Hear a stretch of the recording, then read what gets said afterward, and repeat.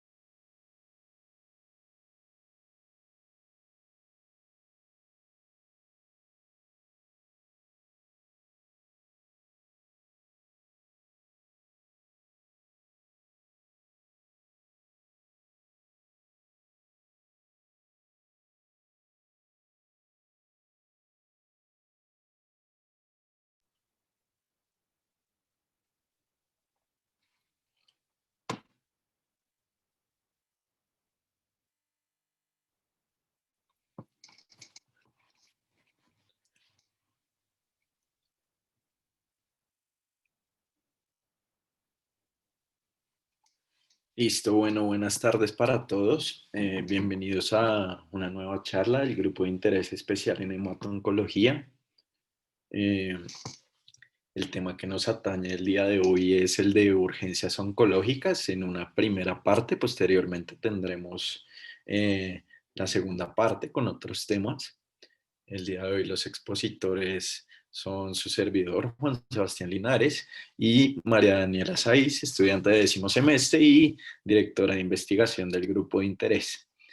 Contamos con la muy especial compañía del doctor Hernando Mulet Hoyos. Él es médico cirujano de la Universidad de Cartagena, especialista en pediatría de la Universidad del Rosario, subespecialista en cuidado intensivo pediátrico de la Universidad del Rosario, miembro de Junta Directiva de la Sociedad Colombiana de Cuidado Intensivo, capítulo Cundinamarca, miembro de la Sociedad Colombiana de Pediatría y profesor titular de la Universidad del Rosario, pediatra intensivista de la Fundación Cardioinfantil. Pues no siendo más, muchas gracias a todos por su compañía y asistencia al día de hoy y vamos avanzando con la presentación. Entonces, esta es la bibliografía que revisamos en esta ocasión, por si alguien quiere entrar en mayor detalle con alguno de los temas. Y comenzaremos con síndrome de lisis tumoral. Primero, hablando de definición, epidemiología, fisiopatología, factores de riesgo, criterios diagnósticos. Pueden ver que prevención está en negrilla porque va a ser algo fundamental para este síndrome, los pilares de manejo en cuanto a la prevención y la monitorización. Y después de eso hablaremos del síndrome de lisis tumoral establecido y el cuadro clínico, paraclínicos, manejo y pronóstico. Entonces, primero y antes de hablar de la definición, quería hacer una pequeña y muy breve introducción para que todos se familiaricen con cuáles son las urgencias oncológicas. Acá no están todas, pero están algunas de las más importantes y se dividen en tres partes fundamentales. Tenemos las urgencias metabólicas, síndrome de lisis tumoral, hiperleucocitosis, que son los temas de los que vamos a hablar el día de hoy. También está hipercalcemia asociada a malignidad, urgencias oncológicas mecánicas como el síndrome de vena cava superior, compresión medular, obstrucción visceral o metástasis cerebrales causando hipertensión intracraneal y las asociadas a tratamiento. El síndrome de lisis tumoral podría entrar en esta categoría, sin embargo, pues es más que todo algo metabólico, pero también encontramos allí la neutropenia febril, la colitis neutropénica, entre otras. Entonces, en cuanto a la definición, pues este es un parrafito un poco largo que me va a tomar la libertad de leer para luego desglosarlo. Entonces, el síndrome de lisis tumoral es una urgencia oncológica de origen metabólico con mayor frecuencia inducida por la terapia anticancerosa, aunque puede darse de forma espontánea.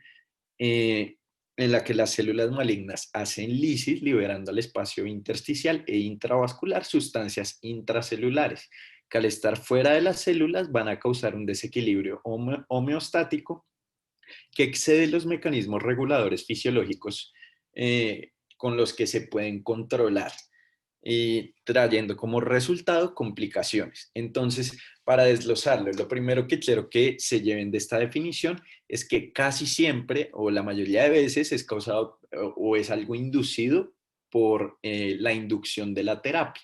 Es decir, el primer momento en que se va a comenzar tratamiento contra una patología maligna.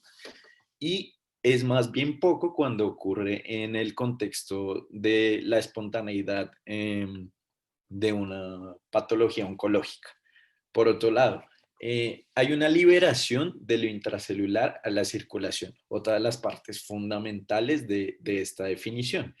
Y todas esas sustancias que son liberadas van a causar un desequilibrio homeostático que el cuerpo eventualmente podrá regular por algunos momentos mediante mecanismos fisiológicos. Sin embargo, cuando se establece el síndrome es porque el cuerpo ya no pudo soportar o manejar ese desequilibrio homeostático y se da el síndrome de lisis tumoral.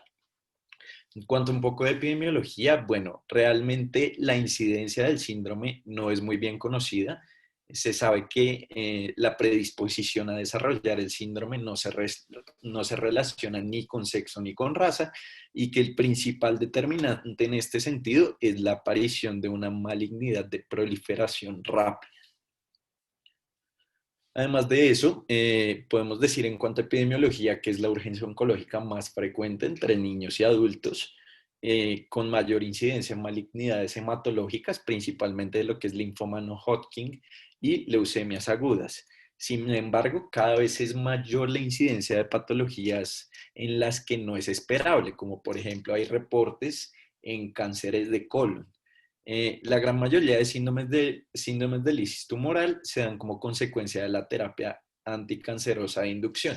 Entiéndase como terapia anticancerosa cualquier tipo, desde la radioterapia, la quimioterapia, la terapia biológica, etc. Y también se han venido dando nuevos reportes de síndromes de lisis tumoral en cánceres no hematológicos. Y esto se da sobre todo por la carencia de medidas. Es decir, los médicos están normalmente preparados para hacer una buena prevención cuando es un cáncer hematológico del que se espera o se piensa que probablemente puede desarrollar un síndrome de lisis tumoral. Sin embargo, en otras patologías oncológicas no se toman las medidas necesarias para que no se desarrolle por, digamos, exceso de confianza. En cuanto a la fisiopatología, entonces ya dijimos, hay una lisis de células tumorales, una ruptura que libera a la sangre varias sustancias, entre ellas, primero, ácidos nucleicos, especialmente las purinas, que son metabolizadas en santina y luego en ácido úrico, como se ve en el cuadro de en el cuadro de la derecha, perdón.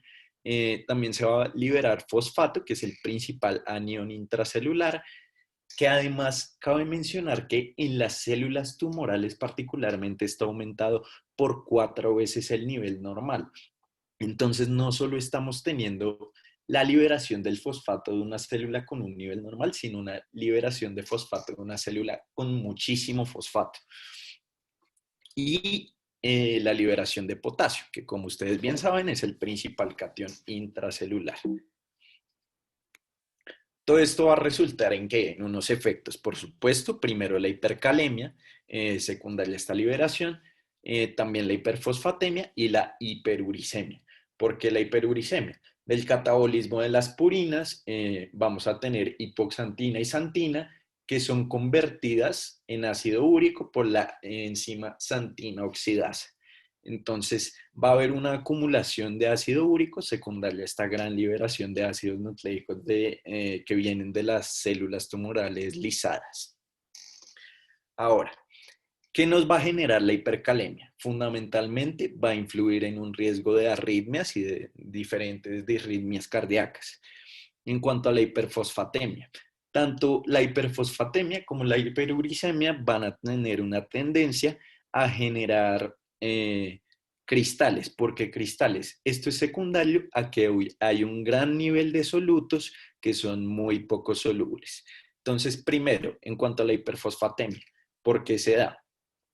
Al estar en tan grande cantidad a nivel sanguíneo, va a comenzar a capturar el calcio formando cristales de fosfato cálcico. Esto a su vez, al capturar el calcio, va a generar una hipocalcemia secundaria. Las consecuencias de esa hipocalcemia secundaria son fundamentalmente irritabilidad neuromuscular, que está dada por varios síntomas que vamos a revisar más adelante. Ahora, hay algo importante que mencionar aquí, y es que esta captura de calcio y formación de cristales se da a partir de un producto de fósforo por calcio mayor a 60. ¿Esto qué quiere decir? Que si yo multiplico el nivel de fósforo por el nivel de calcio y me da mayor a 60, en ese momento es cuando se va a comenzar a dar la formación de los cristales de fosfato cálcico. Ahora, por el lado de la hiperuricemia. En este caso, los cristales son solo de ácido úrico, sin embargo, se precipitan sobre todo en pHs ácidos. Como ustedes saben, pues el pH de la orina es uno mucho más bajo y ácido que el de la sangre, y por eso se va a dar este depósito de cristales, sobre todo a nivel renal. Ahora, en comparación con la sangre, en la sangre, pues tiene un pH más elevado, un pH que tiende hacia lo neutro, pero también puede haber formaciones de cristales de ácido úrico. Sin embargo, esos cristales de ácido úrico no tienen que ver con esta patología del síndrome de lisis tumoral, sino con la gota, en la que va a haber una deposición de cristales en las articulaciones, siempre y cuando los niveles de ácido úrico estén por encima de 7 miligramos sobre decilitro.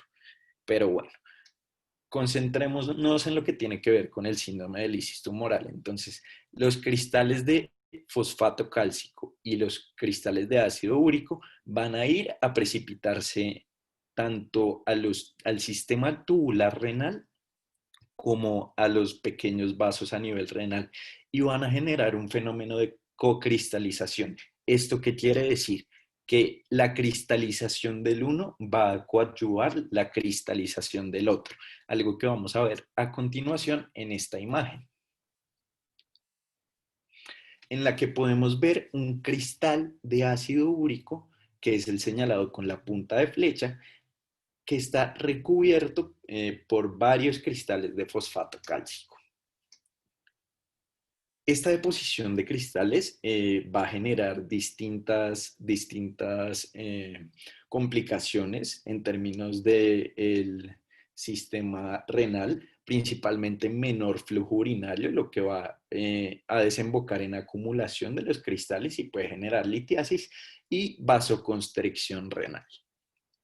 En esta otra foto podemos ver a la izquierda el riñón de un paciente normal y a la derecha el riñón de un paciente que ha sufrido un síndrome de lisis tumoral. Vemos que en el de la derecha, contrario al de la izquierda, hay como una completa pérdida de la diferenciación corticomedular. No se pueden ver las médulas ni los cálices y también digamos que hay un borramiento de la cápsula renal. Ahora, algo que se me pasaba a mencionarles en cuanto a los cristales de fosfato cálcico es que sí, a partir de 60 va a comenzar a haber precipitación a nivel renal, sin embargo, con productos a partir de 70, es decir, la multiplicación del fósforo por el calcio que nos dé mayor de 70, va a haber precipitación de fosfato cálcico en otros tejidos, que pueden ser el corazón, pueden ser músculo, puede ser cualquier tipo de tejido. Ahora, este cuadro que ven ustedes acá es de cierta forma algo más, una forma más organizada de exponer todo lo que yo les he dicho, pero vamos a hacer énfasis en algunos puntos. Primero, entonces ya sabemos que el ADN se convierte, pues sus purinas se convierten en hipoxantina y santina por medio de la santinoxidasa y esto se convierte a su vez en ácido úrico y que el fosfato pues va a formar cristales de fosfato. Ahora, los dos agentes que generan cristales, el ácido úrico y el fosfato cálcico, van a ir al sistema excretor. Y estos son solutos precipitándose en forma de cristales en el riñón. ¿Qué pasa con estos solutos? Mientras el riñón tenga la capacidad de excreción y pueda eliminarlos a través de la orina, todo va a estar, digamos, relativamente bien. Sin embargo, cuando ya estos solutos y cristales se acumulan tanto, eh, pueden llegar a causar la deposición a nivel renal y por supuesto una lesión renal aguda. Ahora, hay que decir que la lesión renal aguda es un mecanismo de doble vía. ¿Por qué? Porque el hecho de tener una lesión renal aguda aumenta las probabilidades de sufrir un síndrome de lisis tumoral. Sin embargo, el síndrome de lisis tumoral per se genera una lesión renal aguda. Algo de lo que no hemos hablado adicionalmente es que además de la liberación de esas sustancias que hay a nivel intracelular, la ruptura de células obviamente genera una liberación también de citoquinas proinflamatorias que van a ir a causar hipotensión, inflamación, contribuyendo aún más a esa lesión renal aguda. Por otro lado, a la izquierda abajo tenemos dos de los mecanismos mediante los cuales el síndrome de lisis tumoral puede ser prevenido y tratado. Por un lado está el alopurinol, que ¿qué es lo que hace? Inhibir la santina oxidasa. Si la santina oxidasa se inhibe, no hay conversión de hipoxantina en santina ni de santina en ácido úrico. Por lo tanto, pues los niveles de ácido úrico van a descender. Sin embargo, los de santina van a ascender y se van a acumular. Y como ustedes pueden darse cuenta, acá también hay una flecha de la santina hacia la acumulación y eso quiere decir que también puedo tener nefropatía secundaria a la acumulación de santina. El otro mecanismo mediante el cual se puede tratar es la rasburicasa, que es una enzima que lo que hace es convertir el ácido úrico en alantoína. ¿Esto para qué sirve? La alantoína es una sustancia 5 a 10 veces más soluble de lo que es el ácido úrico, por lo tanto su excreción urinaria es completamente facilitada en relación a la del ácido úrico.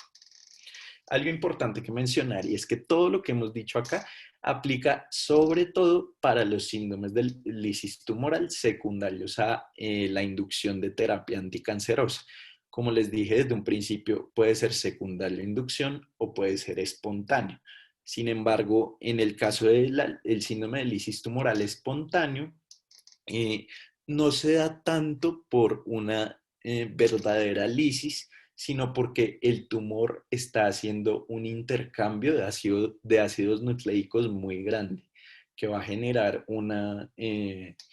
por supuesto, pues un catabolismo de purinas que a su vez va a conducir a lo que hemos hablado, el aumento en los niveles de ácido úrico. Vamos a hablar de factores de riesgo y para eso hay 4 grupos principales de los cuales quiero que tengan en cuenta sobre todo los primeros 3 grupos. Tenemos la masa tumoral, el potencial de hacer lisis de esa masa tumoral, los factores del paciente y finalmente el manejo de soporte. Entonces comencemos con la masa tumoral. Primero en cuanto al tamaño, si esta es una masa voluminosa o con metástasis extendida, a mayor tamaño, más células que pueden hacer lisis y mayor riesgo.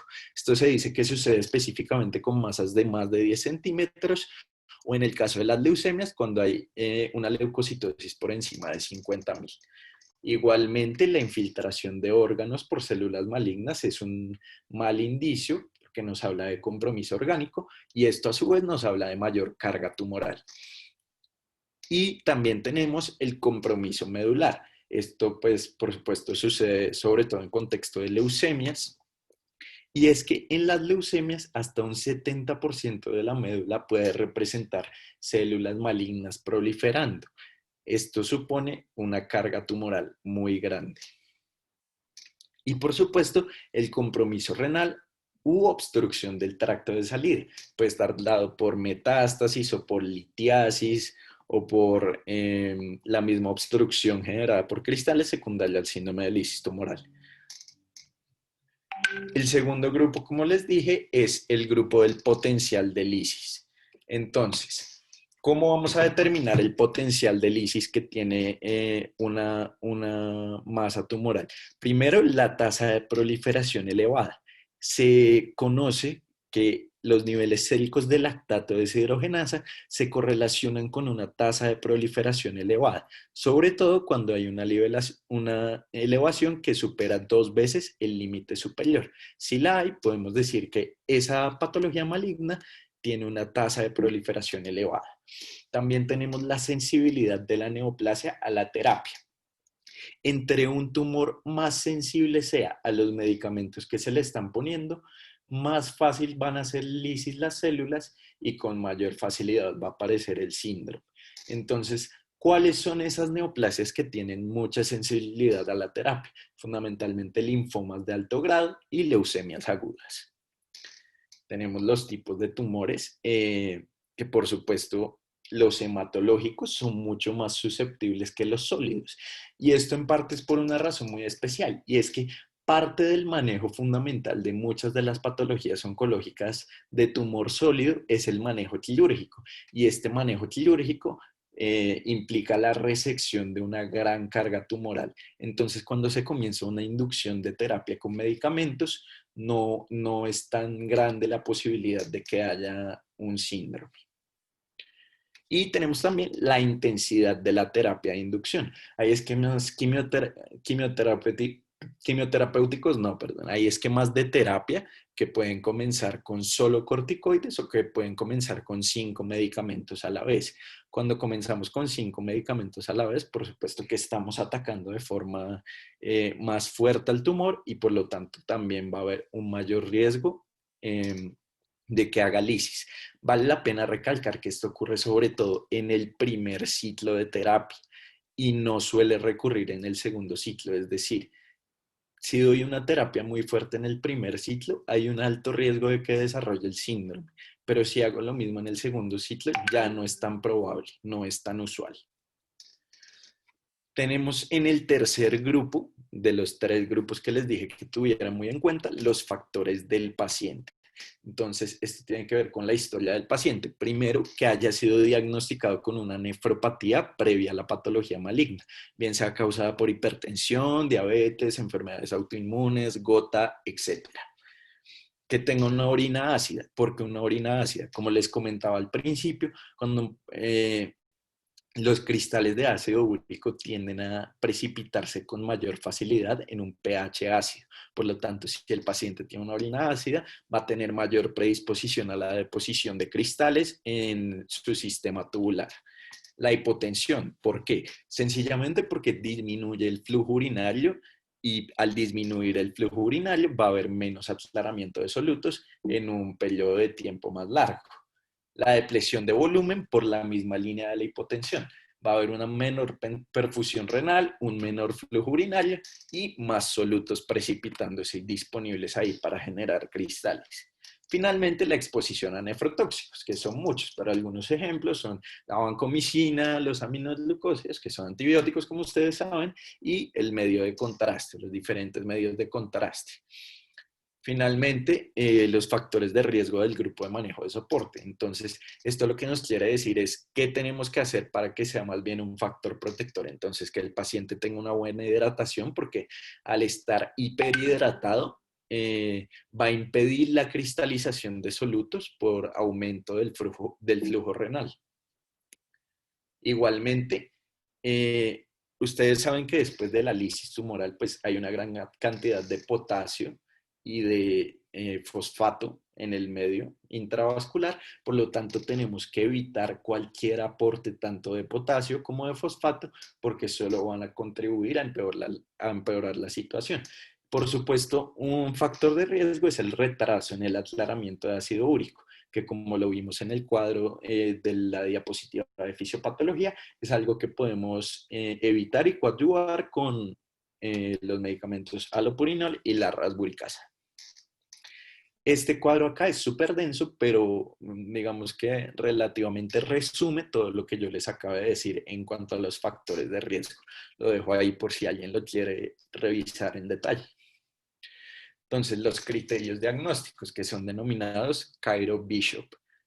y son los siguientes. Esta tabla pues los explica muy bien, sin embargo es un poco densa, entonces yo he querido ponérselos más bien digamos, desglosado. Entonces, vamos a tener dos tipos de criterios diagnósticos. Tenemos unos criterios diagnósticos para el síndrome de lisis tumoral por laboratorio. ¿Y cómo se define? Como dos o más anormalidades metabólicas simultáneas no atribuibles a otras causas. ¿Con qué se refiere a simultáneas? Que idealmente estén ocurriendo en las mismas 24 horas y que las dos anormalidades metabólicas estén siendo causadas por el síndrome de lisis tumoral y no por una patología previa o por un medicamento que esté tomando el paciente. Deben ocurrir dentro de los 3 días previos o los 7 días posteriores a la terapia anticancerosa y debe cumplir con niveles por encima del límite superior o un delta del 25% sobre el basal del paciente. Normalmente estos pacientes están hospitalizados, entonces pues vamos a poder contar con paraclínicos previos de esos pacientes. ¿Cuáles son las posibles anormalidades metabólicas? Entonces, que tengamos un ácido úrico por encima de 8, que tengamos un potasio por encima de 8 miligramos sobre decilitro, que tengamos un potasio sérico por encima de 6.000 equivalentes litro, que tengamos un fósforo por encima de 6.5 miligramos decilitro en niños y por encima de 4.5 miligramos decilitro en adultos, y que tengamos un calcio, ojo, corregido por debajo de 7 miligramos decilitro o un calcio iónico por debajo de 4.5 miligramos decilitro. Ahora, ¿cómo se corrige el calcio para los que no están familiarizados? Entonces, pues uno lo puede hacer en una aplicación muy sencillamente si tiene los niveles de calcio y los niveles de albúmina. Sin embargo, para que tengan la fórmula es el calcio medido más 0.8 por 4 menos la albúmina. Esa albúmina puede ser una albúmina de ayer o puede ser una albúmina del último mes. Más de un mes ya no sirve tanto. El síndrome de lisis tumoral clínico es la segunda definición que nos da el Cairo Bishop. ¿Y en qué consiste? Requiere la presencia del síndrome de lisis tumoral por laboratorios más uno de los siguientes. Entonces, que haya una lesión renal aguda que está definida como, bien sea o por un aumento en la creatinina de 0.3 miligramos decilitro del basal o por un aumento de 1.5 veces el valor normal para el centro de referencia. Esos dos son criterios de laboratorio para lesión renal aguda, pero también la podríamos definir por oliguria, que sería un gasto urinario por debajo de 0.5 mililitros kilogramo hora por un periodo de tiempo de 6 horas. Bien puede estar acompañado, cuando dices de uno de los siguientes, es o por la lesión renal aguda, o el segundo sería convulsiones, y el tercero sería arritmias cardíacas o muerte súbita. Entonces, si cumple con un síndrome de lisis tumoral por laboratorio, más cualquiera de esos, estamos hablando ya de un síndrome de lisis tumoral clínico por los criterios de Cairo Bishop. Como les decía anteriormente, lo fundamental, lo esencial en esto es prevención, es decir, evitar que ocurra el síndrome de lisis tumoral, porque tratarlo sí se puede, pero es un manejo sobre todo de soporte, entonces es mejor evitarlo. ¿En quiénes lo voy a evitar? En pacientes oncológicos en plan de inicio de terapia anticancerosa, pacientes que van a estar probablemente hospitalizados y sobre todo en el contexto de niños. Entonces, ¿qué voy a hacer en esos pacientes para comenzar la prevención? Primero, pues pedir unos paraclínicos que van a hacer un hemograma, unos electrolitos básicos, un sodio, un potasio, un fósforo y un calcio. La albúmina, que la pedimos, como les dije anteriormente, para poder corregir el calcio. Un electrocardiograma en caso de que haya hipercalemia, los niveles de ácido úrico, los niveles de lactato deshidrogenasa, la función renal por creatinina y BUN y las transaminasas. Los paraclínicos que ustedes van a ver, ven subrayados ahí, son los que sobre todo nos van a contribuir a poder estratificar el riesgo, que vamos a estratificar en riesgo bajo, riesgo intermedio o riesgo alto del desarrollo de síndrome de lisis tumoral. Entonces, esta tablita se ve un poco densa pero la vamos a sacar de una forma muy sencilla. Por ahora no quiero que miren el lado de la derecha, porque se trata de síndrome de lisis tumoral ya establecido, clínico, y no nos interesa por el momento. De momento lo que nos interesa es la prevención. Entonces, ¿qué es lo primero que vamos a hacer? Ver el tamaño. Esto lo vamos a lograr ¿cómo?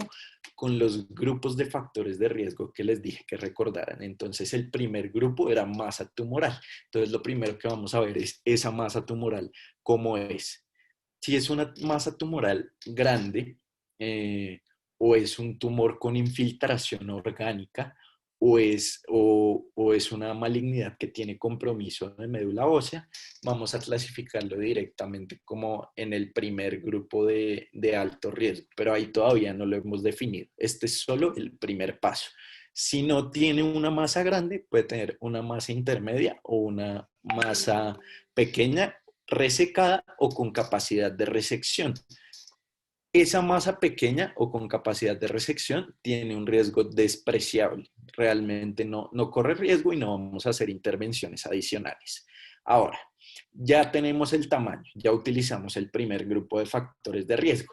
Ahora vamos a utilizar el segundo, y es ver el potencial de lisis de esa patología maligna, que está por lo que decíamos, la tasa de proliferación, la sensibilidad a la terapia y la intensidad de la terapia. Entonces, vamos a hablar primero de el tumor con masa tumoral grande. Entonces, vamos a ver qué tipo de potencial de lisis tenía. Si tenía un potencial de lisis bajo, se va a ir directamente al bajo riesgo. Si tiene un potencial de lisis intermedio, se va a ir al riesgo intermedio. Y si tiene un potencial de lisis alto, se va a ir al riesgo alto. Es decir, en el caso de la masa tumoral grande, vamos a clasificarla según el potencial de lisis, si es bajo, si es medio o si es alto. En el caso de la masa tumoral intermedia, le clasificamos el potencial de lisis. Entonces, si ese potencial es bajo, lo mismo, es un riesgo despreciable, no es nada grave. Si es un riesgo medio o desconocido, vamos a pasar con el tercer grupo de factores de riesgo que mencionamos, y es los factores asociados al paciente. Entonces, si la persona tiene una masa de tamaño intermedio, pero además tiene un potencial de lisis intermedio, vamos a ver si tiene nefropatía preexistente, deshidratación, acidosis, hipotensión o exposición a nefrotoxinas, y dependiendo de eso, si sí las tiene, se va directo al riesgo intermedio, y si no las tiene, se queda en el bajo riesgo. Y finalmente, el paciente con una masa de tamaño intermedio, con un potencial de lisis tumoral alto, que como se puede esperar, va a irse directamente al grupo de alto riesgo. Ahí pueden algunos, si quieren leer lo que hay abajo, ver cuáles son las intervenciones, pero las vamos a ver más en detalle ahorita. Entonces, ese fue un protocolo con el cual podemos estratificar el riesgo. Sin embargo, hay unas patologías con muy alto riesgo que aparecen en estas tablas, y son patologías que son, digamos, esperable que en cierto número elevado generen un síndrome de lisis tumoral, tanto en el paciente pediátrico como en el paciente adulto, como la leucemia linfoblástica aguda, la leucemia mieloide aguda y el linfoma no Hodgkin, que tiene números importantes tanto en el pediátrico como en el adulto. También tenemos esta tabla que es para que la revisen, no me voy a detener a leerla demasiado, sin embargo, establece algunas patologías que per se son de bajo riesgo, de riesgo intermedio o de riesgo alto para tenerlo en cuenta. Y quiero que se fijen solo especialmente en una cosita acá abajo, y es que ¿se recuerdan los paraclínicos que tuvimos subrayados anteriormente, que eran el fósforo, el ácido úrico y el potasio? Entonces, esto nos va a decir que cualquier riesgo intermedio, pero que tenga o potasio o ácido úrico o fosfato elevados, se va a clasificar como un riesgo alto. Ahora, los pilares del manejo preventivo. Ahora sí vamos a entrar a hablar de qué hacemos para prevenir, ya que clasificamos el riesgo de los pacientes. Primero, queremos preservar la función renal. Eso lo logramos como con hiperhidratación, con control de la hiperuricemia y con control de la hiperfosfatemia. Vamos también a, el otro pilar sería evitar la arritmia cardíaca, que es algo que potencialmente puede conducir a muerte en un periodo de tiempo muy corto.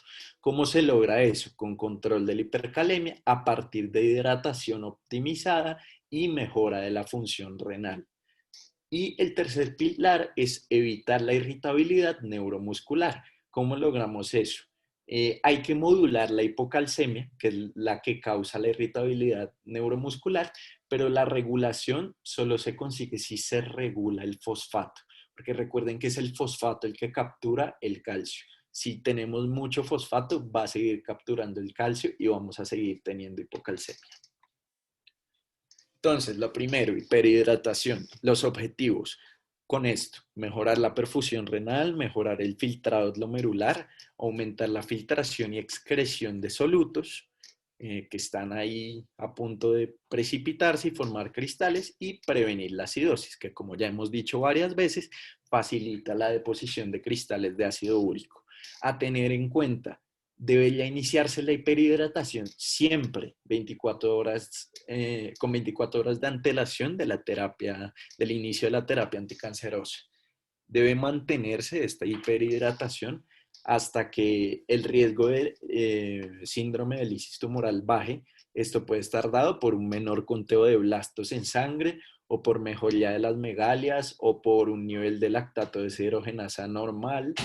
Y finalmente, evaluar si el paciente está en capacidad de recibir una sobrecarga de volumen, porque por supuesto no todos los pacientes van a tener un corazón perfectamente funcional o un riñón perfectamente funcional, entonces no se puede instaurar una hiperhidratación tan agresiva en estos pacientes. ¿Cómo va a ser esa hiperhidratación? Los líquidos en un adulto van a ser de 2.000 a 3.000 mililitros metro cuadrado día, y en niños con más de 10 kilos de peso va a ser el mismo aporte que en adultos, y en niños con menos de 10 kilos de peso el aporte va a ser de 200 mililitros kilogramo día. ¿Qué líquidos debo utilizar?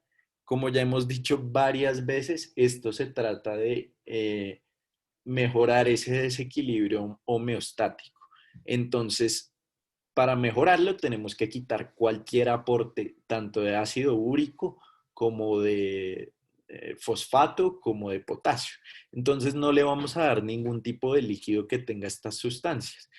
Para eso, entonces en adultos lo que damos es solución salina al 0,9%, y en niños es una mezcla que es 3/4 partes de dextrosa en agua destilada al 5% y 1/4 parte de solución salina al 0,9%. ¿Cuáles son las metas de ese manejo? Entonces en adultos conseguir un gasto urinario de 2 mililitros kilogramo hora, y en niños que pesen más de 10 kilos, 80 a 100 mililitros metro cuadrado hora, y en niños de menos de 10 kilos, 4 a 6 mililitros kilogramo hora. Sé que esto es como un poquito enredado decirlo así de corrido, pero de todas maneras acá queda para que lo revisen. Algo muy importante: para mantener esos gastos urinarios que tenemos de metas, puede llegar a ser necesario iniciar un diurético. Se usan diuréticos de ASA, fundamentalmente furosemida, con el objetivo de mantener ese gasto urinario en los niveles que queremos. Y también se ha encontrado que es algo nefroprotector. Sin embargo, esto no suele ser necesario en pacientes con una función cardíaca y renal normales. Ahora, ya hablamos de la hiperhidratación, ahora hablemos del control de la hiperuricemia. Ya estos dos medicamentos los hemos mencionado, pero vamos a entrar un poco más en detalle. Entonces, el allopurinol es un inhibidor de la santina oxidasa que solo evita la formación de nuevo ácido úrico, pero no degrada el ácido úrico ya existente. Entonces, ese ácido úrico ya está acumulado. Debe usarse entre las 48 a 24 horas previo a la inducción de la terapia, y debe mantenerse hasta que los niveles de ácido úrico sean bajos o el riesgo de síndrome de lisis tumoral sea menor, algo que también podemos encontrar algo que podemos clasificar con los paraclínicos que teníamos subrayados anteriormente. Entonces, en adultos, la dosis vía oral es de 100 miligramos por metro cuadrado cada 8 horas. Y por adultos intravenoso es de 200 a 400 miligramos por metro cuadrado al día, o sea, dividido en 3 dosis para que quede cada 8 horas. Eso es en adultos. Ahora, en niños, la dosis vía oral sería de 50 a 100 miligramos metro cuadrado cada 8 horas, o en niños intravenosa de 200 a 400 miligramos metro cuadrado al día, dividido en 3 dosis, que es la misma dosis intravenosa que el adulto. Ahora, hablemos de la rasburicasa. La rasburicasa es una enzima uratoxidasa recombinante, lo que significa que es un medicamento biológico. Lo que hace es, como ya dijimos, convertir el ácido úrico en alantoína y tiene un tiempo de acción en reducir los niveles de ácido úrico de 4 horas. Parece tener también un efecto nefroprotector, ya que en estudios se ha visto que no eleva los niveles de creatinina como si lo hace el alopurinol en algunas ocasiones. La dosis normal oscila entre 0.05 a 0.2 miligramos kilogramo día por 7 días, dependiendo de la terapia que se esté usando y de los niveles de ácido úrico del paciente. Entonces, desventajas de ambos medicamentos. Primero, el alopurinol puede acumular la xantina. Esto, como ya les dije, puede causar nefropatía igual. También interactúa con medicamentos, entre ellos algunos de quimioterapia, otros no quimioterapéuticos, como lo son metotrexate, ciclofosfamida y bendamustine. Y en pacientes asiáticos, sobre todo en China y en Filipinas, donde una mutación HLA-B5801 es muy prevalente, puede generar grandes reacciones cutáneas. Por el lado de las desventajas de la rasburicasa, es, al ser un biológico es de alto costo, y de hecho esto de ser un biológico también genera otro riesgo muy importante, y es el de anafilaxia, que en un estudio se vio sobre todo particularmente asociado a pacientes con mieloma múltiple. Eh, Otra cosa muy llamativa, y es en relación con una patología que ya tuvimos la oportunidad de ver en el grupo hace algún tiempo, es que tiene riesgo de generar crisis hemolíticas en el déficit de glucosa 6-fosfato deshidrogenasa. Si ustedes lo recuerdan, en esa patología eh, el estrés oxidativo tiende a generar crisis hemolíticas porque no hay glutatión con el cual reducir los radicales libres de oxígeno, por lo tanto no hay cómo manejar el estrés oxidativo. Entonces, ¿qué es lo que pasa en estos casos? Que uno de los productos de la conversión de el ácido úrico en alantoína, que es lo que hace la rasburicasa, es el peróxido de hidrógeno, que pues como su nombre lo dice, es un agente oxidante. Otra de las cosas que puede causar la rasburicasa es la metahemoglobinemia y teratogenicidad. No se ha probado en humanos, en pacientes embarazadas ni lactando, pero se sabe por estudios en ratas que hay altos niveles de teratogenicidad a cualquier dosis. Anteriormente se utilizaba una intervención que era la alcalinización urinaria. Como ya lo hemos dicho varias veces, el tener una orina ácida predispone a la deposición de cristales de ácido úrico. Entonces lo que hacían era buscar cómo alcalinizarla. Sin embargo, esto es algo que ya no se usa por varias razones, entre ellas que hay una mejor forma de deshacerse del ácido úrico, que es la rasburicasa. Entonces, en contexto donde esta enzima recombinante esté disponible, pues no se debería usar. Y en términos de función renal, se encontró que la solución salina genera exactamente el mismo efecto nefroprotector que la alcalinización urinaria. Ahora, en algunos estudios, hay particularmente un estudio de Cochrane, una revisión sistemática, en la que compararon alopurinol con rasburicasa, y lo que se dieron cuenta es que realmente no han visto que la rasburicasa tenga un impacto positivo en la mortalidad de pacientes. Sin embargo, lo que sí se ha visto es que reduce efectivamente y mucho mejor que el alopurinol los niveles de ácido úrico en sangre. Entonces, como conclusión de esto, Eh, no se ha demostrado que impacte en la mortalidad. Sin embargo, en este estudio, particularmente hecho en niños, eh, al disminuir los niveles de ácido úrico se considera un factor protector para el desarrollo de la definición de síndrome de lisis tumoral por laboratorio.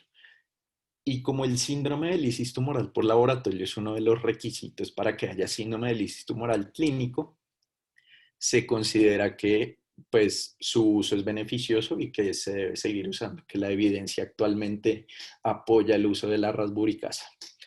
Entonces, ahora sí, vamos a ver qué es lo que hacemos según el riesgo de nuestros pacientes, ya que conocemos cuáles son las distintas intervenciones. Entonces, en el paciente que nos dio riesgo bajo, lo podemos manejar en piso. Todos los pacientes llevan hiperhidratación y a todos se les deben retirar los aportes de potasio, fósforo y ácido úrico. Monitorización, por supuesto, que consiste de laboratorios y también de una medida juiciosa del gasto urinario, pero estos laboratorios van a ser distintos según el riesgo. Entonces, en el riesgo bajo se van a tomar con periodicidad diaria.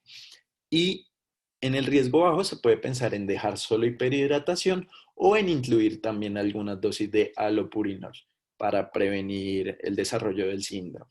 En el riesgo intermedio también lo podemos manejar en piso, las mismas medidas, monitorización, pero los laboratorios se van a tomar cada 8 a 12 horas y se va a usar allopurinol o en su defecto se pueden considerar dosis bajas de rasburicasa, aunque esto digamos que es discutido porque la rasburicasa es un medicamento con muy alto costo, entonces no se sabe si el costo-beneficio realmente lo vale.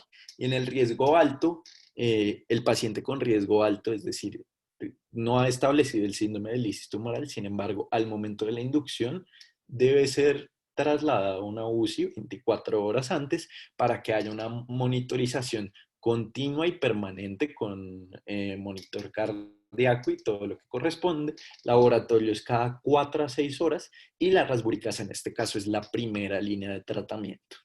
Pues de tratamiento no, de prevención más bien.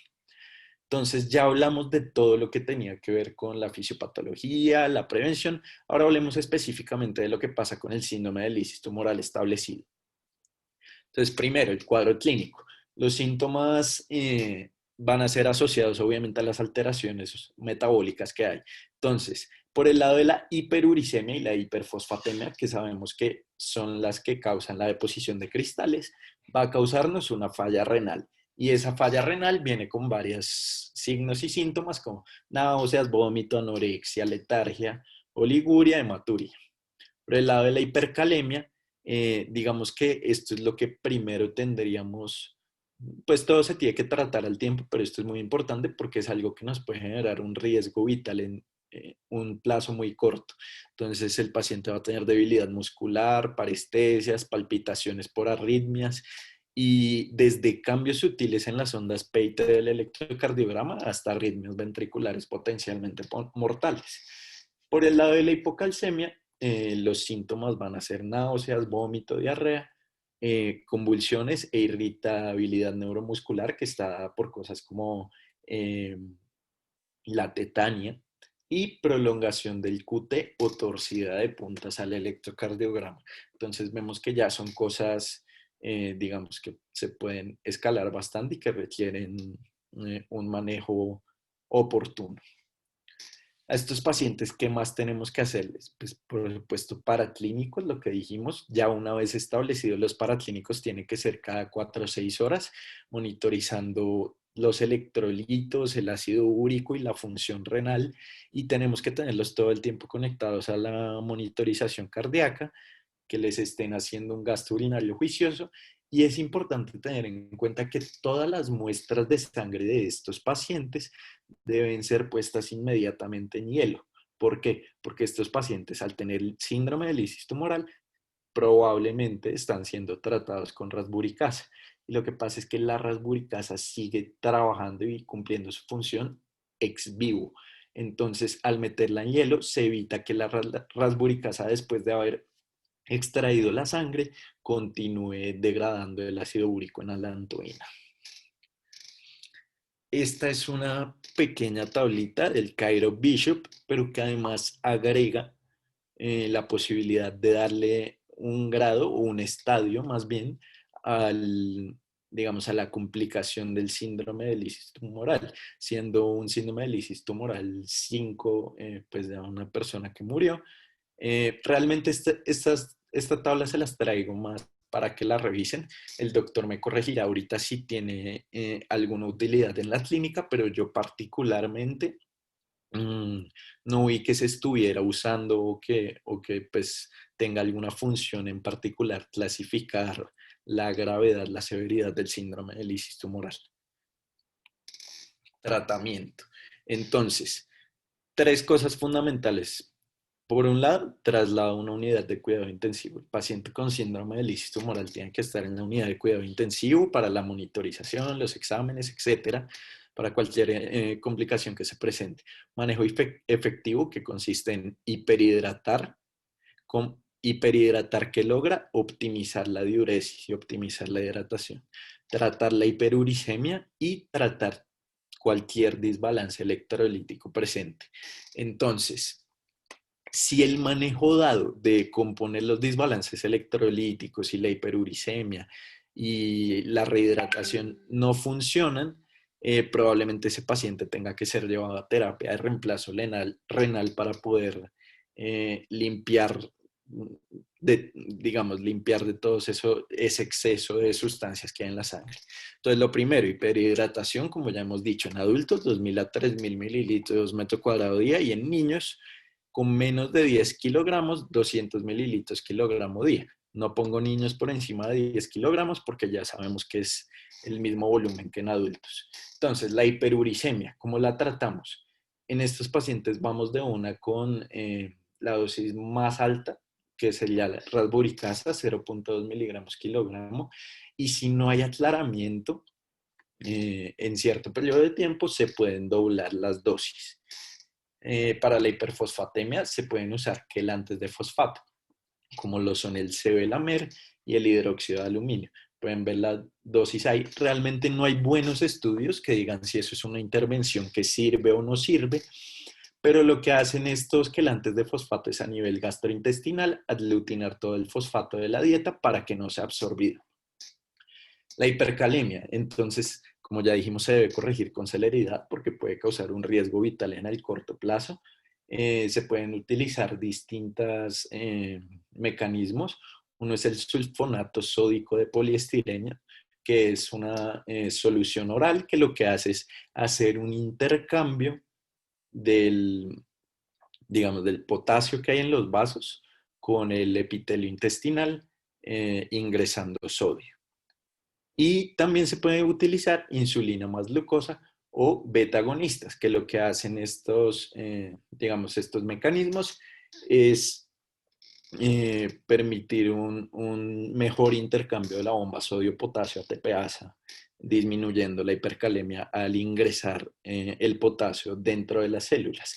Cabe aclarar que estos mecanismos de insulina más glucosa o de beta-agonistas son solo temporales, duran 60 minutos o hora y media, mientras, digamos, con el objetivo de compensar al paciente. Finalmente, la hipocalcemia, lo fundamental es manejarla con los niveles de fosfato, y solo debe ser tratada si el paciente es sintomático. Si es asintomático, no hay que tratarla. Pero en caso de que sí haya que tratarla, debe hacerse con las dosis más bajas posibles, e intentando que el producto calcio-fósforo no supere el número 60, que como sabemos es el número al que se comienza a depositar. Finalmente ahí quedó atravesado. Lo voy a mover para ustedes. Entonces, finalmente tenemos la terapia de reemplazo renal. Entonces, la terapia de reemplazo renal se debe utilizar en caso de falla renal o en caso de refractariedad al corregir los electrolitos. Es decir, nosotros ya hicimos todo lo anterior y no nos funcionó para corregir los electrolitos. Entonces, la mejor solución a eso y para proteger el riñón es poner en terapia de reemplazo renal para a la vez proteger el riñón y barrer la sangre de todos estos elementos. Eh, Otras indicaciones son oliguria, sobrecarga de fluido refractaria, hipercalemia persistente e hipocalcemia sintomática no tratable. ¿A qué hace referencia con no tratable? A que el producto fosfato calcio sea mayor a 60 o 70 y en ese sentido, pues, si lo tratamos vamos a generar una deposición de cristales de fosfato cálcico muy grande a nivel del riñón. ¿Qué estrategias de terapia de reemplazo renal tenemos? Está la hemodiálisis, está la hemofiltración venovenosa continua y está la hemodiafiltración venovenosa continua. Sobre todo de estas tres se prefieren las terapias que son continuas. ¿Por qué? Porque se ha visto que al usar terapias continuas hay un mucho mejor aclaramiento de los niveles de fosfato que no ocurre con la hemodiálisis, que digamos la hemodiálisis limpia y puede barrer el fosfato, sin embargo, poco tiempo después vuelve a ser hiperfosfatemia de rebote. Listo, entonces doy paso a Daniela que nos va a hablar la parte de hiperleucocitosis. Listo, entonces vamos a iniciar con hiperleucocitosis. ¿Quieres? Entonces aquí vamos a hablar inicialmente de la definición, un poco de las generalidades, de epidemiología. Después de esto vamos a abordar la fisiopatología, manifestaciones clínicas. En ellas también vamos a ver un poco de hallazgos de los paraclínicos y finalmente el tratamiento.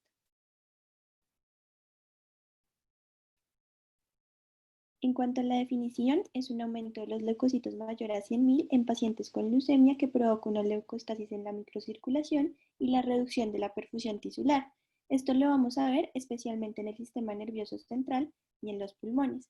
Se produce con más frecuencia y con un número menor de leucocitos, en mayor de 100.000 por lo general, en las leucemias mieloides agudas, especialmente en la M4 y en la M5, y en las leucemias linfocíticas agudas requiere típicamente un recuento leucocitario mayor a 300.000 por lo general, al igual que para que se produzca leucostasis en la leucemia mieloide crónica también se han visto cifras mayores a 300.000.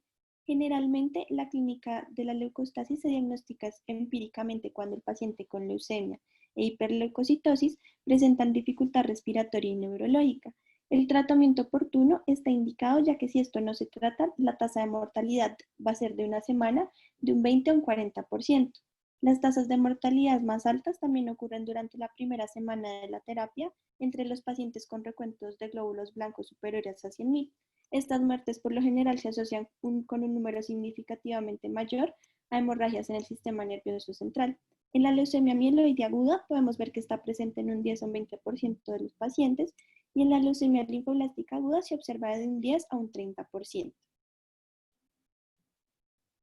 En cuanto a la fisiopatología, tenemos que tener en cuenta que la leucostasis puede verse un aumento de la viscosidad en la sangre como una complicación directa de una gran población de blastos leucémicos que considerablemente van a ser menos deformables que los leucocitos maduros. Con el aumento de estos recuentos de estos blastos, puede desarrollarse tapones de las células en la microcirculación, lo cual va a impedir el flujo sanguíneo como tal, y estas situaciones pueden empeorar con las transfusiones de glóbulos rojos o el uso de diuréticos, los cuales nos pueden aumentar la viscosidad de la sangre total. También hay que tener en cuenta que la hipoxemia local puede verse agravada por la alta actividad metabólica de los blastos en división y la producción asociada de diversas citocinas, ya que estas citocinas pueden provocar daño endotelial y una hemorragia subsiguiente que se le va a sumar al daño hipóxico ya presente pues por la reducción del flujo sanguíneo. En cuanto a las manifestaciones clínicas, los principales síntomas clínicos de leucostasis y la causa de muerte prematura están relacionadas principalmente en un 40% a causas en el sistema nervioso central y un 30% a nivel pulmonar. Sin embargo, hay que tener en cuenta que la leucostasis también puede cursar asintomática. Los signos y síntomas pulmonares incluyen disnea, hipoxia. A nivel de imágenes podemos ver infiltrados intersticiales o alveolales, bien sea difusos o no. La medición de la PO2 arterial también puede estar disminuida y en cuanto a los signos y síntomas neurológicos van a incluir cambios visuales, cefalea, mareos, tinitos, inestabilidad en la marcha, confusión, somnolencia y ocasionalmente se han visto casos de coma. Además, los pacientes que presentan hiperleucocitosis tienen un mayor riesgo de hemorragia intracraneal al menos una semana después de la reducción del recuento de glóbulos blancos.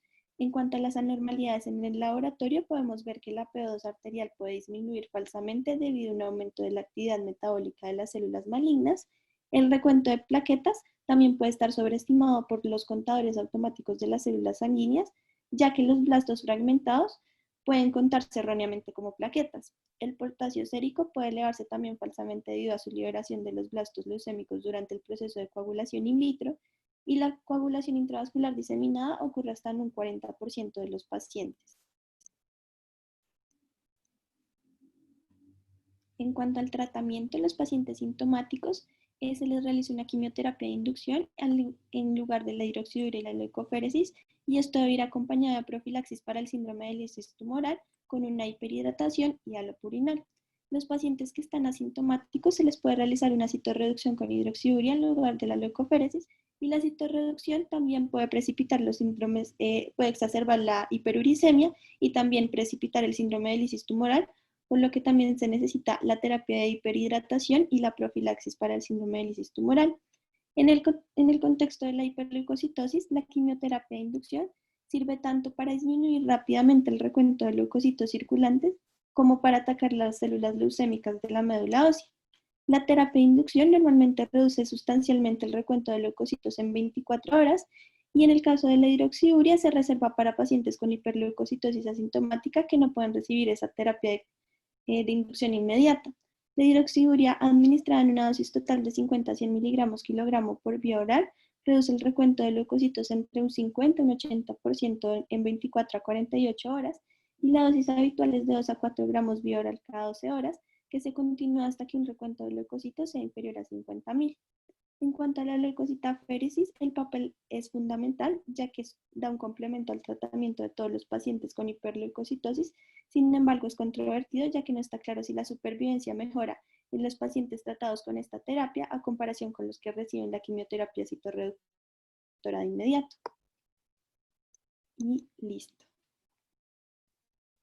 Muchas gracias.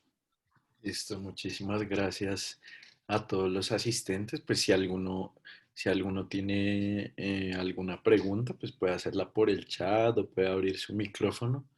Igualmente, pues le doy paso al doctor Mulet. No sé si quiera comentar algo o aportarnos pues, cualquier cosa que su experticia nos pueda.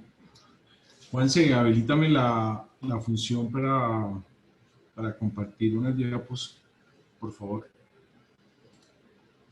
Listo. Santi. Espera, yo lo hago. Un momento.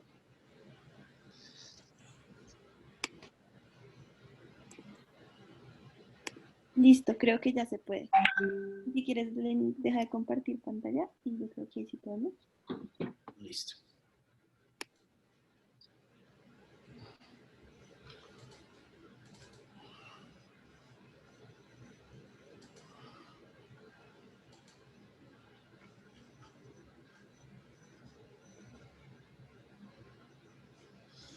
Bueno, antes que nada quiero felicitar a los expositores, a Juanse y a Daniela,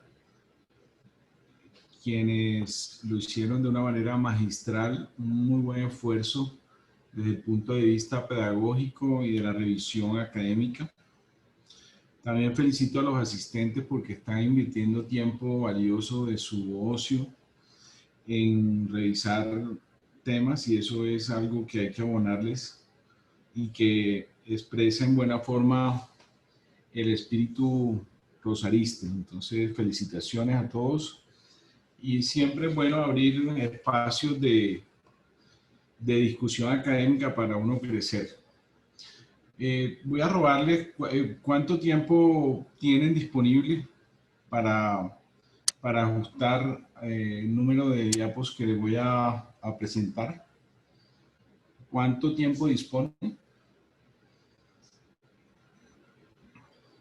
No, doctor, siga Gracias. como considere.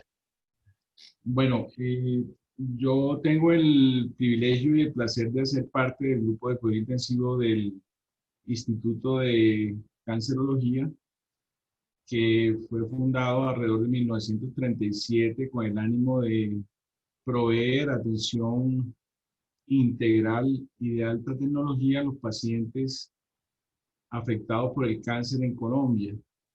Estas son las imágenes de antaño y ya hoy por hoy contamos, sigue con un cascarón que es un poco antiguo, pero en su interior vamos a tener una tecnología de punta envidiable para la atención oportuna de los pacientes.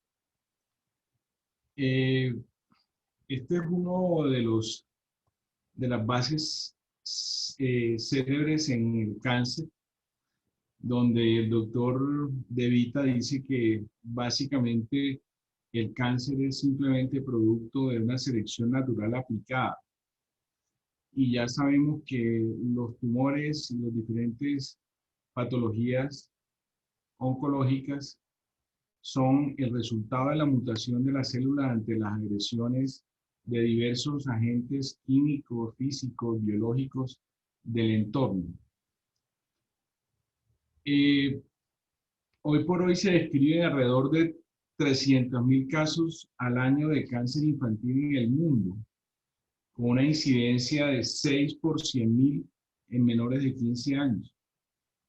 Y en algunos tumores se ha logrado una curación cercana al 80%, en otros escenarios, como el caso de los sarcomas, estamos apenas un 20-30%, dependiendo del momento del diagnóstico.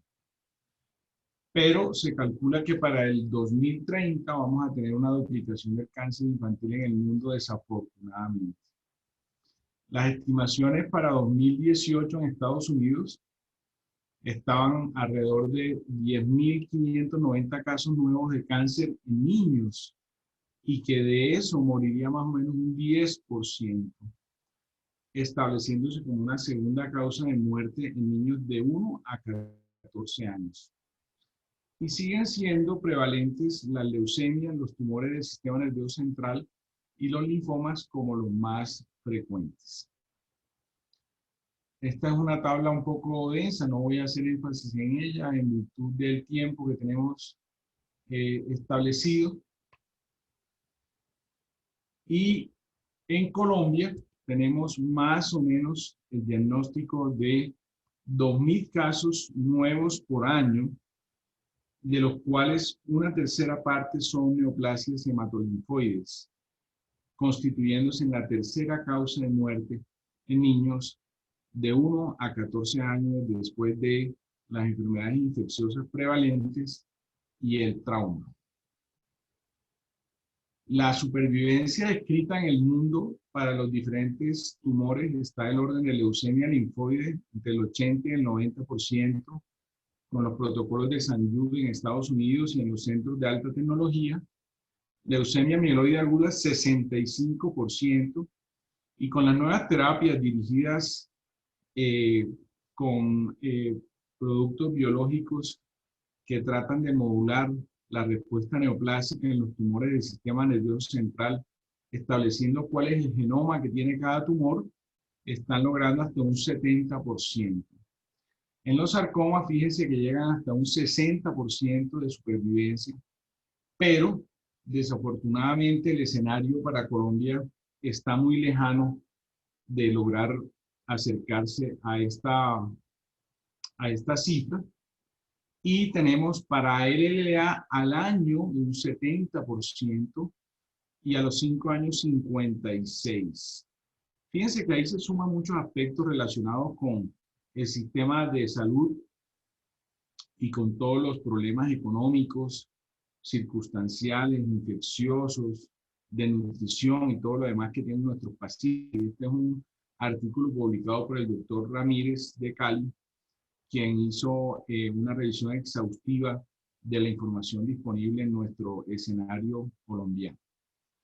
La sobrevida a 5 años para leucemias estaba del orden global entre el 25 y el 52%, que está bajito, linfomas 65 a 71, y los tumores del sistema nervioso central una sobrevida a 5 años de un 40%, dependiendo de la capacidad de resección. Eso yo quería traerlo porque, perdón un segundo, para que tuviéramos una base de que, perdón. Mm.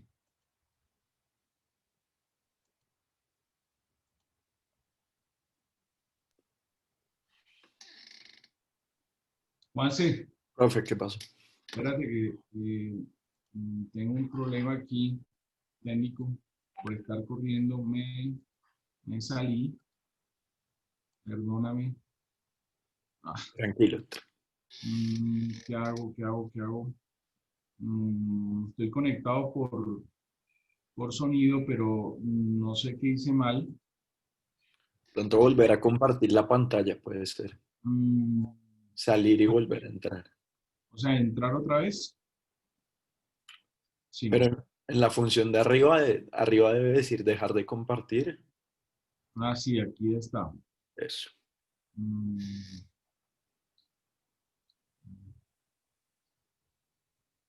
Le doy. Aquí está, perfecto, gracias. Qué pena.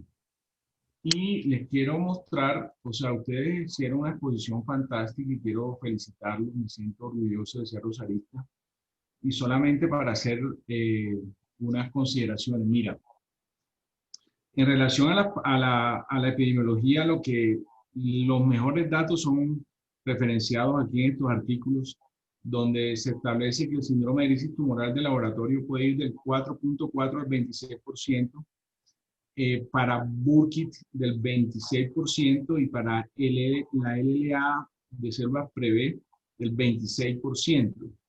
Pero fíjate que el síndrome de crisis tumoral clínico claramente es mucho menor, porque día a día se hace un monitoreo muy exhaustivo desde el punto de vista bioquímico de los pacientes que tienen algún riesgo de presentar esta patología. Y esta es una diapositiva muy importante del trabajo clásico de Simons y colaboradores para decirles a ustedes que el síndrome de crisis tumoral es la quinta causa de, eh, digamos, en un trabajo multicéntrico que hizo Simon en Estados Unidos, ya es antiguo, pero tal vez es la serie más grande del mundo en relación al número de pacientes.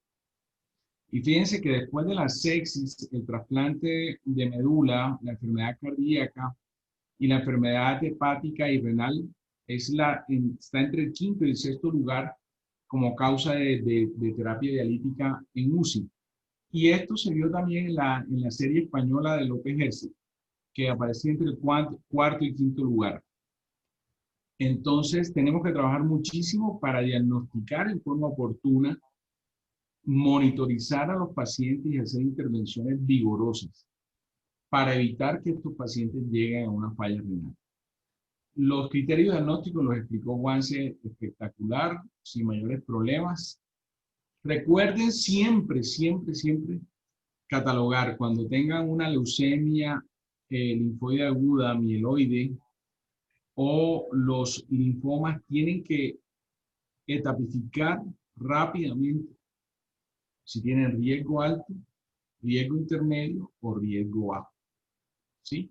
Y para eso tienen que tener en cuenta no solamente el tipo de tumor, sino el número de leucocitos circulantes. Entonces, cuando tengan un número de leucocitos por encima de 50.000, automáticamente se debe prender el foquito y decir, tenemos que revisar ese paciente y monitorizarlo y seguirlo porque es de alto riesgo en virtud de su fenotipo histológico y de riesgo que tiene de presentar el síndrome de crisis tumoral. Los factores asociados también los explicó Juanse. Hacer énfasis en esto, los pacientes deshidratados, con hiponatremia, con daño renal previo, con uropatía obstructiva o que tengan algún grado de infiltración renal previo, tienen un alto riesgo de hacer síndrome de crisis tumoral. Entonces, un asterisco para tener en cuenta como un factor de riesgo en el síndrome de crisis tumoral. Esto ya lo presentó Juanse, que presentó unas diapositivas fantásticas. No voy a hacer énfasis en esto. Y por ahí vi en el chat una pregunta relacionada con las antinas. Cuando tenemos un paciente con alto riesgo de síndrome de lisis tumoral, antes de empezar la quimioterapia, empezamos la terapia con allopurinol para tratar de bloquear el paso de hiposantina a santina. Pero muchos pacientes no nos dan tiempo para esto. Entonces, ya cuando tenemos un nivel de ácido úrico alto, en virtud que no logramos bloquear el paso de hiposantina a santina y de santina a ácido úrico, entonces tenemos que hacer uso de la rabburicasa. En virtud de esto, aprenderse que si tenemos tiempo para iniciar el allopurinol precozmente y el esquema de quimioterapia no es muy agresivo y no es un tumor, digamos, que sea muy sensible a la quimio, no hay mayores problemas. Pero en el caso de leucemia linfoide aguda, prevé o linfoma linfoblástico, la cosa se puede complicar. Y tenemos idealmente que tener a mano rabburicasa, porque si no vamos a tener una avalancha metabólica y un alto riesgo de daño renal agudo.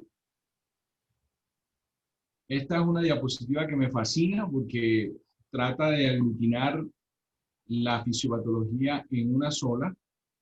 Y aquí tenemos las células malignas que por la acción de la quimio o de biológicos o en forma espontánea liberan el contenido intracelular, ácido úrico, potasio y fósforo. Y entonces por un lado tenemos la hiperuricemia, que aunado con el fosfato favorecen la deposición de cristales de urato a nivel del riñón, y aunado a la pobre hidratación puede terminar en una oligoanuria y una falla renal aguda con toda la catástrofe metabólica que esto lleva. Pero por el otro lado tenemos factores como son la hipercalemia, que trae un trastorno muy severo en la función del músculo cardíaco, y la hiperfosfatemia aunada con la hipocalcemia puede llevarnos a la deposición de cristales a nivel de tejido renal y de cualquier etiología, a nivel de cualquier tejido. Pero fíjense que cuando ya tenemos una falla renal instaurada, vamos a tener problemas con el volumen, con ácido base, con la parte de los solutos, pero también con la intoxicación urémica. Esto ya lo presentó Juan de manera espléndida. Yo solamente quería decirles que en el Instituto de Cancerología, en pacientes mayores de 15 kilos, preferimos líquidos isotónicos, que pueden ser lactato de Ringer, solución salina normal, o incluso soluciones balanceadas tipo Plasma-Lyte. Entre el lactato de Ringer y solución salina, preferimos el lactato de Ringer porque produce menos acidosis metabólica hiperclorémica. Para menores de 15 kilos, preferimos Destroza en solución salina, siempre dándole un aporte alto de 2.000 a 3.000 cc por metro cuadrado, y las metas son claramente las que dijo Juanse en relación al gasto urinario y al pH urinario. Nunca agregarle potasio y claramente no usar alcalinización desde hace varios años. En el caso de que tengamos una oligoanuria, siempre utilizamos este protocolo, que es hacer una prueba de expansión de volumen con solución salina 10 a 20 mililitros por kilo. Descartamos uropatía obstructiva y le colocamos un bolo de diurético de asa de 1 a 2 miligramos por kilo. Y observamos la parte de la respuesta diurética. Siempre hacen esa pregunta: mejor terapia rápida, aguda, instauramos terapia de soporte de reemplazo renal precoz o tardío, y tendemos a instaurar la precoz porque pensamos que mejoramos la parte del pronóstico y disminuimos complicaciones. Esto ya lo hemos analizado. y esto ya lo explicó Juanse de una manera magistral.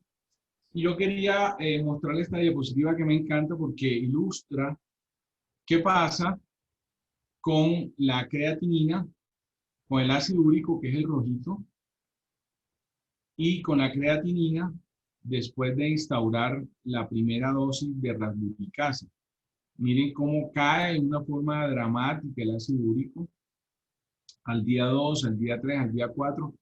Y hay que estar pendiente porque puede hacer obviamente un rebote dependiendo del tumor y de la quimioterapia, pero en general es un efecto farmacológico fabuloso.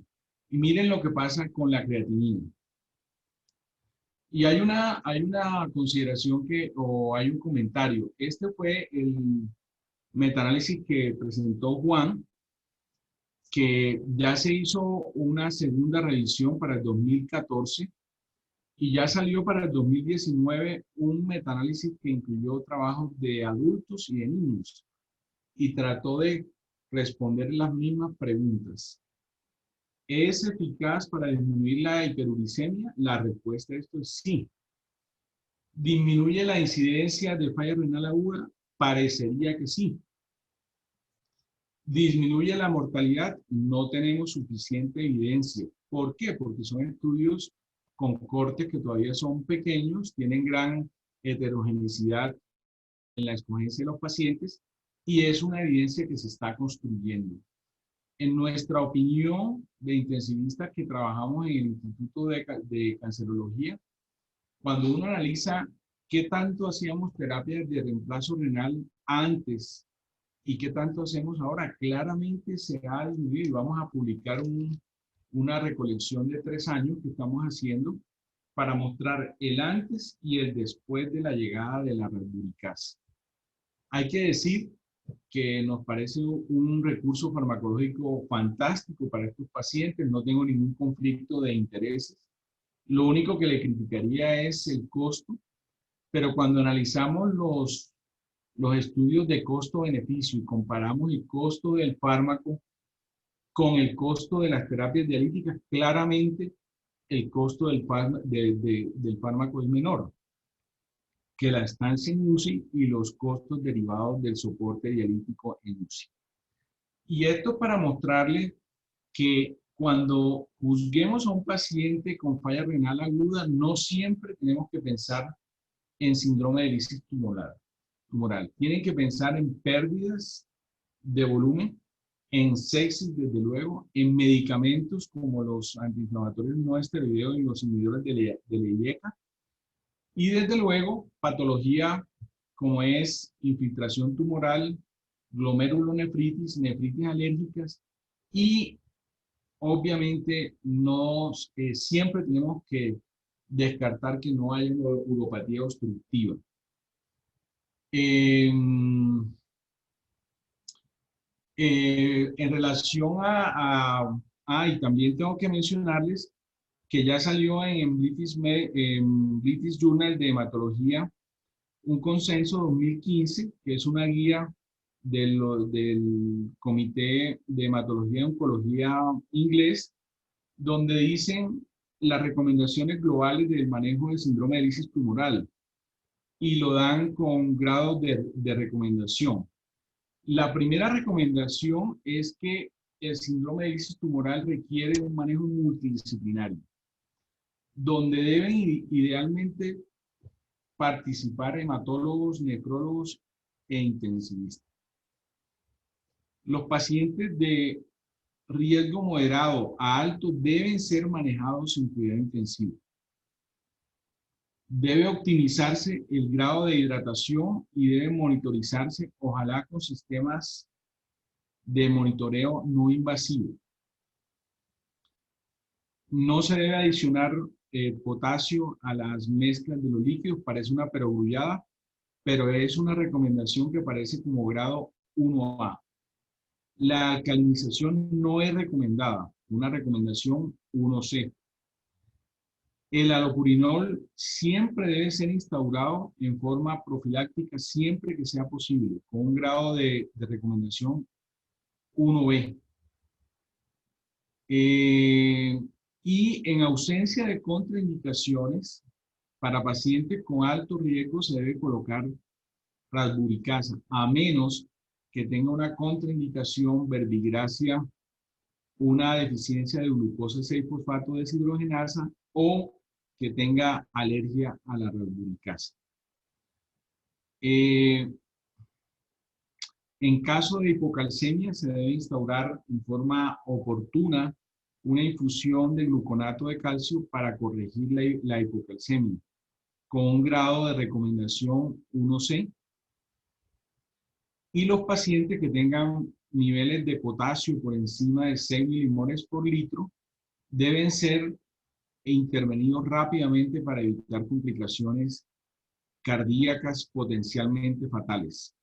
La diálisis peritoneal no es recomendada para el tratamiento del síndrome de lisis tumoral con un grado de recomendación 1C y se debe iniciar la terapia de hemodiafiltración venovenosa continua rápidamente siempre que tengamos una sobrecarga hídrica, tengamos trastornos electrolíticos que pongan en peligro la vida del paciente o que curse con una falla cardíaca instaurada.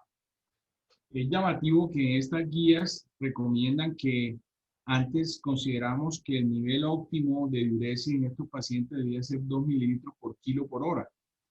En estas guías recomiendan lograr más de 4 mililitros por kilo por hora o más de 100 mililitros por metro cuadrado hora con un grado de recomendación, grado 2C. En relación a la hiperleucocitosis que lo puso magistralmente Camila, no tengo mayores, digamos, consideraciones. Solo quería mostrarle estas dos diapositivas donde observamos que las células tumorales de los pacientes leucémicos tienen el problema de que no tienen la capacidad reológica de deformarse. Entonces tienden a formar unos apelotonamientos a nivel de los capilares, lo cual ocasiona una oclusión microvascular. Y hay una gran liberación de citoquinas, la interleuquina 6, 8, 9 y 10, lo que aumenta el problema y la adhesión de las células al endotelio. Esto ocasiona leucostasis, isquemia, sobre todo a nivel de pulmón y cerebro. Esta es otra diapositiva que trata de ilustrar lo mismo, donde fíjate que tenemos una leucostasis con liberación de citoquinas, goteo vascular, hipercoagulabilidad local, lo cual genera trombosis en pequeños vasos, y eso específicamente en lechos vasculares como el pulmón y el cerebro, ocasionando pequeños infartos cerebrales y infartos pulmonares. Y eso lleva pues a todas las manifestaciones que explicó magistralmente Daniela sin mayores problemas. Y fíjense, aquí traigo una placa de un paciente nuestro donde básicamente lo que se observa son infiltrados alveolares multilobares en ambos campos pulmonares. Fíjense cómo se ve aquí la prominencia del mediastino. Este es un chico que tenía un linfoma mediastinal. Y miren cómo se observa a nivel las imágenes hiper intensas a nivel de la tomografía de un niño afectado por leucostasis a nivel del sistema nervioso central. Esos eran los comentarios que yo quería hacer. Si hay preguntas, con muchísimo gusto. Y les agradezco su amable atención y su gentileza para invitarme a participar en este conversatorio.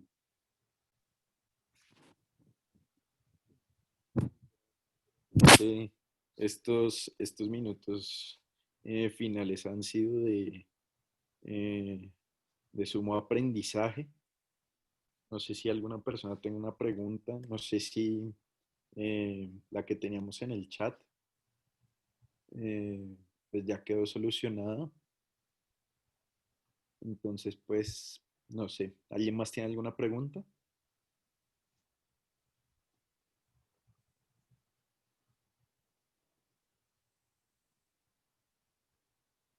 Bueno, yo creo que entonces, muchísimas gracias a todos los asistentes. Gracias a ustedes por quedarse hasta el final de la charla. Y por supuesto, muchísimas gracias al doctor Hernando Mulet por acompañarnos el día de hoy. De verdad que eh, un aporte sin igual. Muchas gracias a todos y pues nada, que tengan buena noche, que descansen. Muchas gracias a todos y buenas noches. Gracias. Muchas gracias.